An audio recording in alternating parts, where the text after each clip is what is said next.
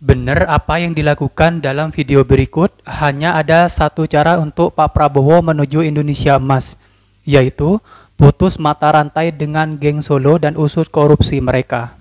Apakah Prabowo Subianto berani makan bubur panas dari tengah? Kalau Anda merobek-robek hukum, Anda harus hadapi risiko yang Anda lakukan. Oh ya.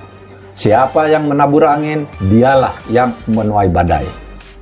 Itu ancaman Prabowo. Dinasti politik Jokowi ini udah ditubir jurang. Iya, saya kira kita berharap begitu, Bu. Jadi memang harus segera diakhiri ya politik dinastinya Presiden Jokowi. Kalau bisa sekalian. Kita tidak boleh mengizinkan koruptor melanglang buana untuk bergentayangan secara bebas. Tidak, itu. Kita harus dorong para penegak hukum kita untuk kejar mereka sampai ke ujung dunia. Geng Solo itu yang dekat dengan Jokowi, sudahlah, jangan ganggu pemerintahan Presiden Prabowo. Kalau Perang sudah dimulai untuk keluarga Jokowi. ya ini sebenarnya lonceng kepada keluarga Jokowi. Kalau memang dana itu mengalir sampai jauh ke Solo, ya udah ungkap aja. Kalau Anda merobek-robek hukum, Anda harus hadapi risiko yang Anda lakukan. Oh ya. Siapa yang menabur angin, dialah yang menuai badai. Itu ancaman Prabowo. Halaman 114 di buku itu. Sejarah peradaban manusia mengajarkan setiap negara yang tidak mampu mengatasi korupsi di pemerintahannya, negara itu akan bubar. Pak Prabowo. Jadi dia sungguh-sungguh tuh.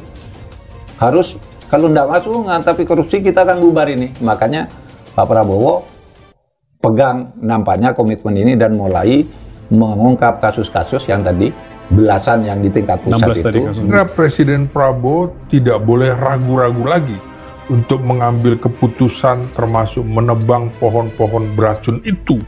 Kalau Indonesia emas yang dicita-citakan di tahun 2045 itu dilakukan dengan keputusan yang ragu-ragu, maka jangan harap kita akan mendapatkan Indonesia emas, melainkan Indonesia cemas.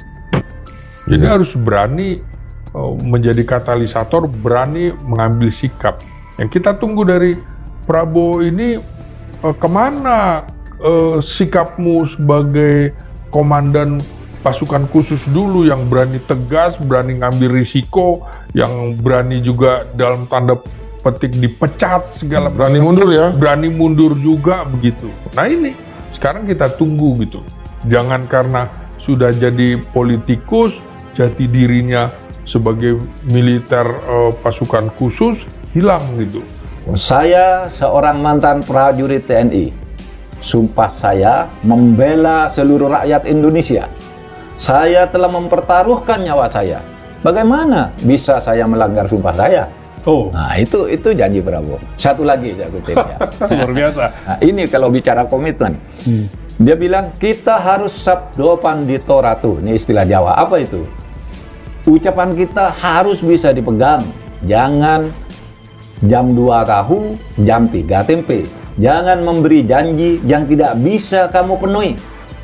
Karena itu juga sesungguhnya termasuk korupsi. Jadi kalau tidak menegakkan, itu korupsi juga. Tidak memenuhi janji-janji itu bagian dari korupsi. Ya. Nih, lagi ya. Apakah berani memutuskan untuk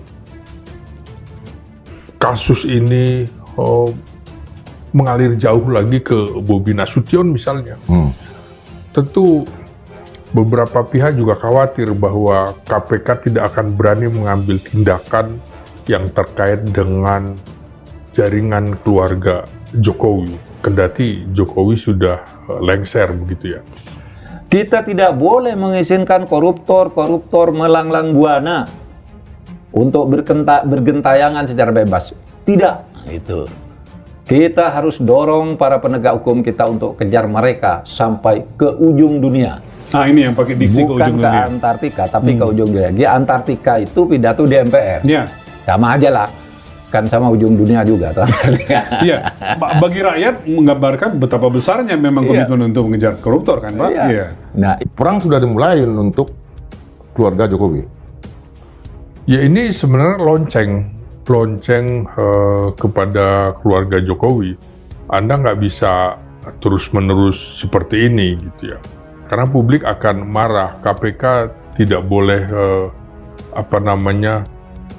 tajam ke bawah, tumpul ke atas, tumpul. Pemerintah kita ini pemerintahan maling, kleptokrasi kan gitu kan.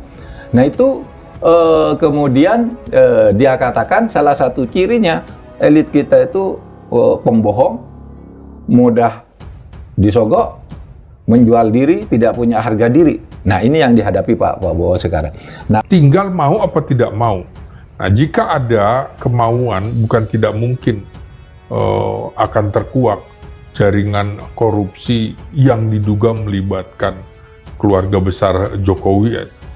Saya kira itu. Jadi tinggal itikat baiknya aja. Political will-nya ya? Political will-nya. Berani nggak? Good will-nya juga. Seperti goodwill. apa niatnya. Nah langkah-langkah awal 9 bulan perjalanan ini menurut saya itu bisa memberi permakluman. Masih ada catatan-catatan karena political barrier dan macam-macam political trade-off, macam-macam itu sudah biasa. Itu sehingga menurut saya Pak Prabowo ini masih menata dulu sampai pada saatnya ya sekurang-kurangnya setahun lah menurut saya ya. Publik itu punya informasi yang sangat kuat terhadap apapun gerak langkah dari Jokowi. Iya betul. Belum bayar pajak juga, mobil itu juga dibongkar oleh netizen kan. Jadi jangan main-main. Maha besar netizen dengan segala kuasanya. Gitu kan. Apakah masih Jokowi atau Prabowo? Sepertinya itu Bang. Ya kalau kepala negara kan sudah pasti sudah berganti. Mestinya KPK imamnya dalam tanda petik sudah berubah dong. Ya kan? Relasi kuasanya sudah berubah, relasi kuasanya kepada presiden yang sekarang, bukan presiden yang sebelumnya. Nah, dalam pemberantasan korupsi juga yang sering diingatkan publik adalah jangan tebang pilih. Kendati itu terkait dengan keluarga Presiden Jokowi. Demokrasi adalah sistem orang yang beradab. Tapi kalau demokrasi diselewengkan, dicurangi, dipermainkan, ya berarti tidak perlu lagi kita berlaku sopan terhadap orang yang nyeleweng gitu. Itu ada di buku Paradoks? Ada di buku, di buku 111. Saya sebut halaman 111 biar detail banget Pak ya. Detail saya, biar apa? Biar orang mengecek sendiri betapa komitmennya kemarahan Pak Prabowo terhadap politik uang itu luar biasa sejak dulu, dan itu ditulis dan diminta para menteri yang membaca buku itu. Jadi anak menantu Jokowi terlibat. Nah ini sampai sekarang publik masih menunggu kemana lanjutan kasusnya. Jadi tentu sudah banyak nih kasus ya kan. Publik udah nunggu, loh kok yang lain mudah sekali laporan-laporan. Ini semuanya laporan netizen nih Bung. Tetapi netizen tidak tidur ya Bang? Iya betul. Kalau netizen tidak tidur, KPK yang selama ini tertidur, itu mau ngapain Bang? Ya ini tuntutan pembubaran KPK juga di depan mata. Kalau KPK tidak bisa menyelesaikan kasus dugaan ya, dugaan korupsi, kemudian gratifikasi terhadap keluarga Jokowi.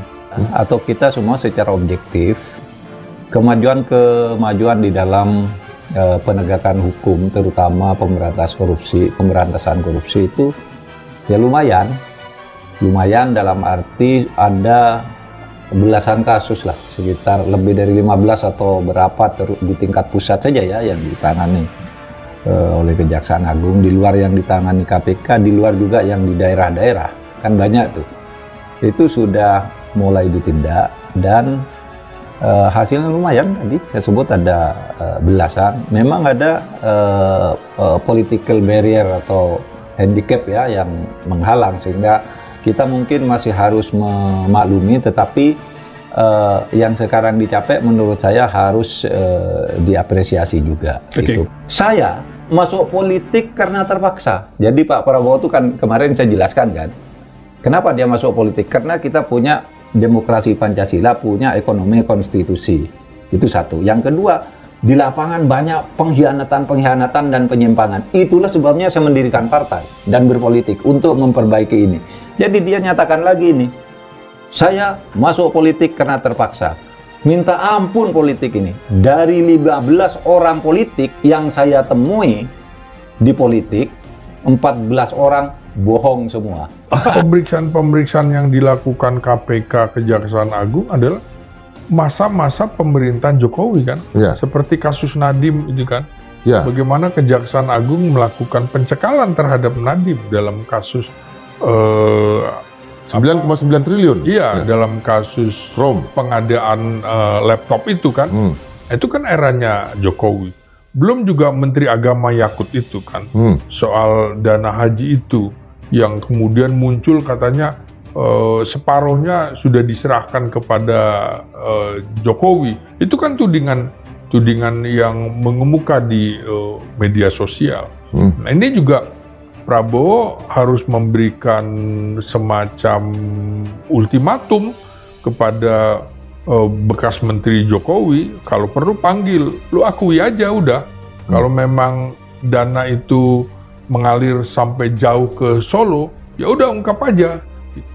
Geng Solo itu yang dekat dengan Jokowi, sudahlah, jangan ganggu pemerintahan Presiden Prabowo. Kalau perlu mundur teratur.